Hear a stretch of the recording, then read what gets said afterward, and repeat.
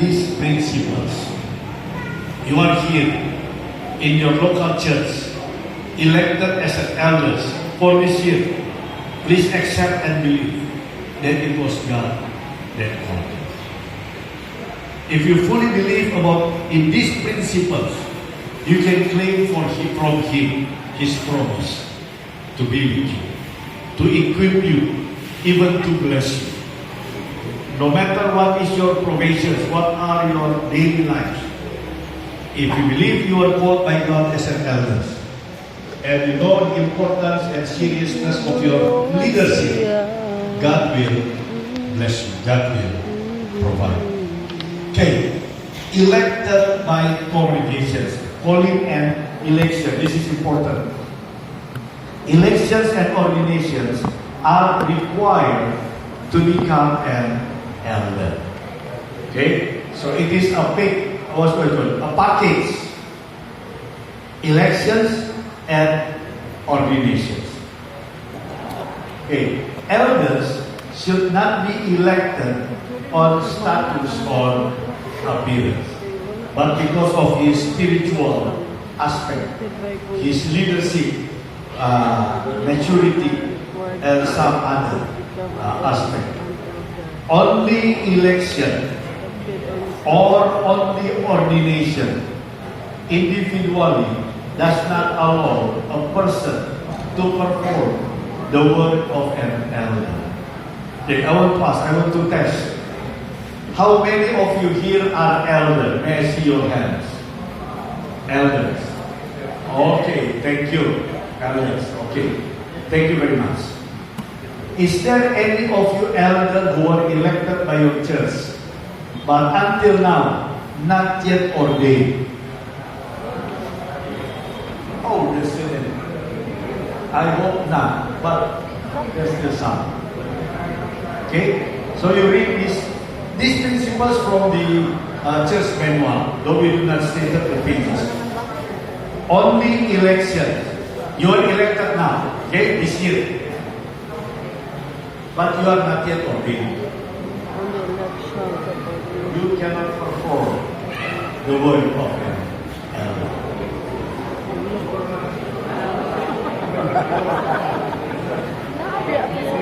Yeah, if only elections or only ordinations. But this is the positive statement. Election and ordination are required to become an elder. Okay? If you are only elected, not yet ordained, you are not allowed to perform your role. Okay?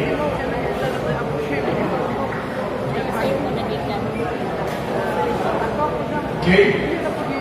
I hope we understand this one, these principles. Wait, sir. Okay, one more. Who are here the deacons and deaconesses? May I see your hands? Oh, thank you very much. Okay, thank you. Is there any of you deacons and deaconesses who were elected this year in your local church, but not yet ordained until now? Oh, there are still some. Only few. Okay, so Pastor Jerry will work on it to assign and ordain pastor to your church to conduct ordinations. Okay, Pastor. Our church manual states that even if you are elected and you are not ordained, you cannot be called an elder. Correct. Okay. Yes, yeah, clear. It was just a statement to emphasize the church manual. Again? Yeah, you can repeat. Our church manual states that even if you are elected and you are not ordained, you are not to be called an elder. You are only a leader in the church. I make you understand that. You cannot function the role of an elder. The same also for deacons and deaconesses. That's why you have to be ordained as soon as possible after the elections. Okay? I hope that's clear. Okay? Let's go. Let's move. scriptures in the New Testament, they were appointed in every church. In every church since the New Testament, there are elders elected there.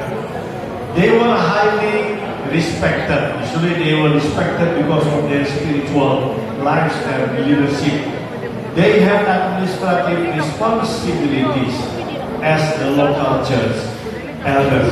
They are responsible for the church. They gave leadership in prayer and anointed the sick. So if there are somebody who are sick asking you for the anointment, you don't need to wait for the ordinary ministers. Elders can do it. The pastors will train you how to conduct their anointment of the oil. So you can your organizations give you authority for them. They were shepherds. Besides this one, they were shepherds, overseers, and living example. That's why elders, your function is not only on Sabbath in the church. Deacons. In other day, you can arrange your time according to your activities to visit your members. As a shepherd, you need to visit them as a shepherd or overseas. So this is your role. And on the other side, also there, living examples. That's why elders, with those qualifications, you are there, stand as a model of your spiritual lives. Okay, spiritual leadership. The elders should be respected by their congregations. That's why they choose you as an elder, because they respect you. Good communication skill. Choose an elder who have a good communication skill, because he has to preach, he has to teach Bible, he has to coordinate, he has to promote, and many things. Elders must have consecrated lives. That's why church leaders has to become a spiritual leaders, a spiritual model with your personal relationship with the Lord. Elders have spiritual leadership ability. That's why elder must have a living relationship with God in your leadership, so that you're always connected to the source of the power. Okay, next part is elders' responsibilities or job descriptions to nurture the members. Nurture. Elders are not only overseers, but shepherds. What is the function of the shepherd? He need to graze the flock, give good water, or feed them, give good water to them, taking care of them. Even when they are wounded, you have to taking care of them. This is the role of the shepherd. You have to feed them as an elder. You have to feed them with the spiritual food or spiritual water of life. This is the role in your nurturing aspect. Prepare new members for baptism means elders. I know in this area maybe you already play this role to teach the Bible, preparing souls for baptism. And the pastors, when they came, they will just only check to review how much you have given to the candidates. Elders provide love and nurture for new members who needs needs. That's why, since you have your district pastors, you will not allow every Sabbath. Then elders, for the newly baptized members, elders responsible to provide their needs, to help them to mingle with other members, so they will be part. They will feel that they are part of the new church where they join, because they experience their love and nurture of the leaders. Help new members make firm friendship within the church. Elders is the one. That's why in the recommendations, when you accept somebody to be baptized, you assign them in one of your care group or your small group. Make sure that they are part of that care group or small group, so that they will mingle with them, fellowship with them, and they will remain there. Because the newly baptized member, they will be left by or abandoned by their former friends or group. That's why they have to be accepted in this new family, so that they will not feel they are lonely. That this is the role of the elders for nurturing aspect. Okay, in the small churches, the role of the elders have more responsibilities in the church. If this is a small church, because it looks like many things will be come to you in the small churches. In the small churches, elders will preach more often than those in the big churches. In the small churches, elders lead out in worship service and communion service. You officiate the communion service. If the pastors are not around and you are arranged with the pastors, you can officiate or lead the communion service and assist by the deacons and deaconesses. Elders can call and change the church board or business meeting in the pastor's absence, but you need to consult with the pastors regarding the agenda. For the regular agenda, you can do it as long as you have consulted with your district pastors.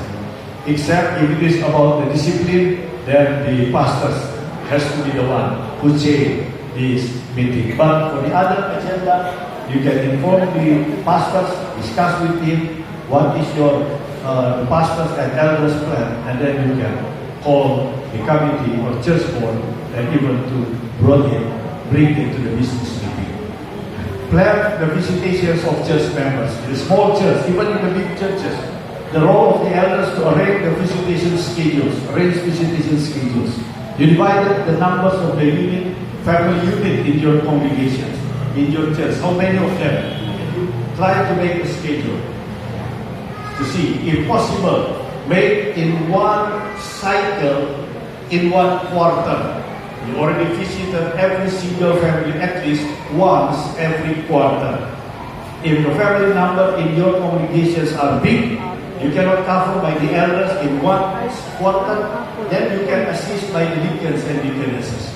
So there will be more church leaders who do visitations.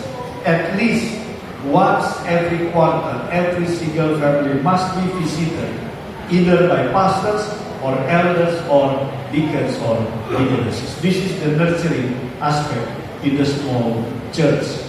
Oversee the evangelistic plans for the church. Together with the pastors, you make a plan for the evangelistic plans in your church. This is the most important activities of the church, because this is our mission. This church was established for the mission. The mission is through these activities to bring souls to Jesus, bring souls, to lead souls to Jesus through several kinds of evangelistic activities. But the elders, pastors, this is your job descriptions, your responsibility in your local church. Okay, elders also train the congregations in stewardship. That's why elder must be a model in the stewardship faithfulness. That's why it's stated in the church manual, those who are not faithful steward, not regularly return their tithe and giving their offerings, do not elect them as a church officers. But the role of the elders and pastors to train our members to be faithful in their commitment, in their covenant with the Lord. And hope someday they also, after they show their faithfulness, then we can choose them or elect them to be one of the church officers. Elders give general oversight to the church finances. In the small churches, if you have only one elder, then you also need to supervise this aspect, this church finances, to work with the church treasurer. This is a confidential, but elders, if you are in charge for the financial aspect of your church, you can see. Since you also in charge for the stewardship, then you have to see, review which family that were not faithful, then you can train them, you can visit them, you can help them. Okay, in the last churches, there are team of elders and the first elders, because usually they will elect several elders in the church. If it is big churches, then they will have the team of elders, and usually they choose or elect one as the first elders. And usually they have the board of elders to discuss whatever things they need based on their job descriptions to bring it, recommend it to the church board. Elders in the last church serve as members of the church board. All elders, if you have several numbers of elders in your church, all of them are the members of the church board. And they will be assigned to give special attention, supervise some activities or department or ministries in the local churches or in their church. Okay, let's go to the qualifications of an elder. One is committed to Christ. Committed to Christ, one with a total commitment.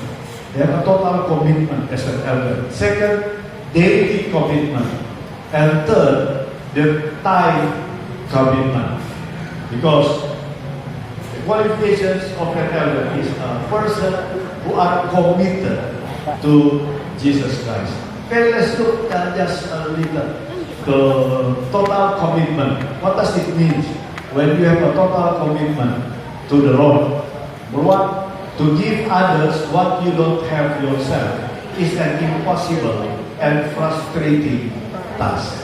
Remember, as a church leaders, you are not merely a leader or coordinator, but you are a spiritual leader.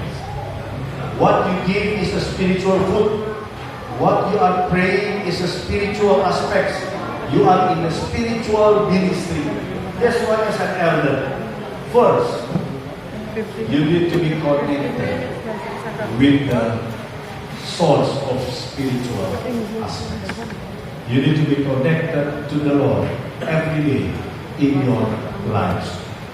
Once you have connections, living relationship or connections with the Lord, then you are easily to share it to your members. You can share it to them because you have. But if you do not have this, what are you going to share in your spiritual leadership? Real power springs from spirituality that comes from a personal encounter with Christ. Elders, deacons, and deaconesses, and pastors, make sure that you will never allow any single day pass without your connection with the Lord, without your personal encounter with the Lord. You may choose your regular time or morning, early morning or daytime, noontime, evening, or whatever. But make sure that you always communicated with Him personally, so that you will stand here in the church as a spiritual leaders, because your spiritual cup already full with your relationship with Him. And then you can share it to your members. After you do your ministry today, you share your spiritual lives, and then you come again to Him. Meet with Him again, so that He will refill your cup with that spiritual powers. Okay, the qualification, okay, daily commitment. In the daily commitment, it says commitment, deep spirituality, and a strong moral character are necessary attributes of Christian leadership, but they do not come naturally. You need to work hard on it. Develop this one with your relationship with the Lord every day, daily basis, spiritual relationship. And you will grow. You will grow in Him. You will grow as a spiritual leader. As a Christian leader, you cannot hope to have the power to lead your people in God's way unless you make a commitment to daily devotion. Elders, whoever you are, whatever your regular activities, whether you are a businessman, farmers, fisherman, manager, or working in the government, spend your time every day with Him. Because beside your regular daily activities, you are a church elder. You are a church leaders. You are a spiritual leaders. Then when you feel, you come, and then you are ready to go and share to other people. Time commitment. For the time commitment, no commitment is total unless it includes a commitment of time. Thank you. You are here for several hours this Friday because of your time commitment. You set aside your time with the Lord in your leadership. Okay. They say, it was a saying here, if you are not able, elder, to spend 2 to 4 hours a week doing the work of an elder, you probably should decline the position. Retire. The idea is, please set aside certain time every week to do your leadership role as an elder. Not only on Sabbath, but on the other day to arrange the visitations. Or maybe on Sabbath afternoon, but at least you have a time commitment with the Lord to do your responsibility. There are several roles of elders, but I just focus on one aspect, is visitation.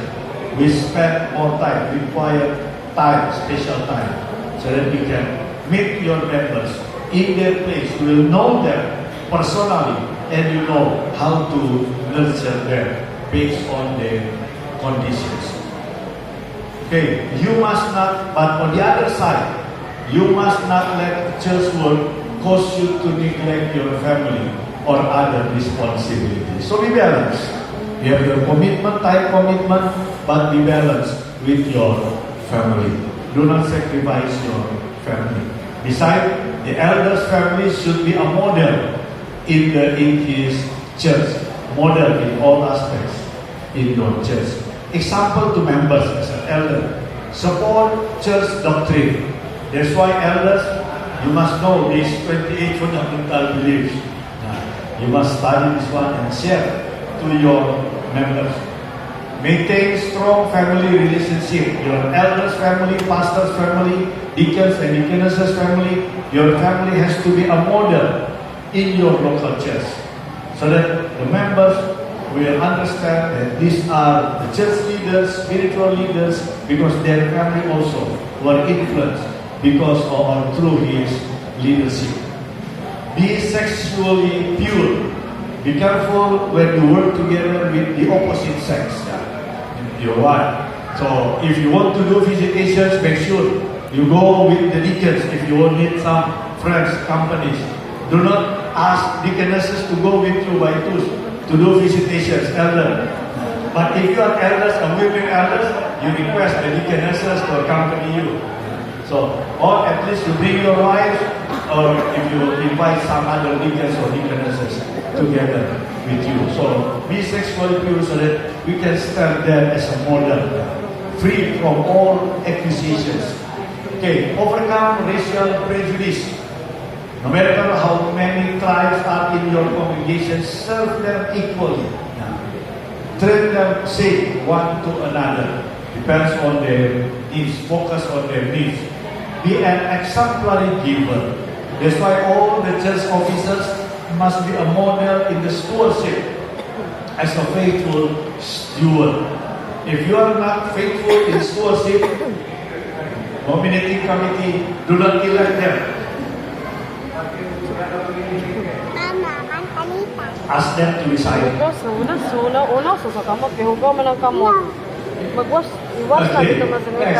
Admit your mistakes. You're only human. Sometimes you make mistakes. In front of the committees or in front of the congregations, and they will accept it. Do not defend yourself. God asks nothing of you that He is not willing and able to empower you to do. I know some of us thought that, who am I that God elected me or choose me to be an elder in my church? I am only a simple man, simple woman, simple person. But remember, if God called you, God asks nothing of you that He is not willing and able to empower you. He will empower you. He will enable you. He will equip you. He will fill you with His power. If you open your heart, in your simpleness, you open your heart, and He will equip you. Leader of members. Elders must love people. Love your members as a church leaders, because you are the church leaders. Keep the church unity. When there are divisions, try to unite them, try to reconcile them as an elders, because you are the church leaders. Able to work with church members. That's why elders must be somebody who can coordinate, who can work in a team together, who have also a capacity to delegate the authority or leadership. So he will not stand there only one man show, but he will bring his team to work together. Follow your leaders.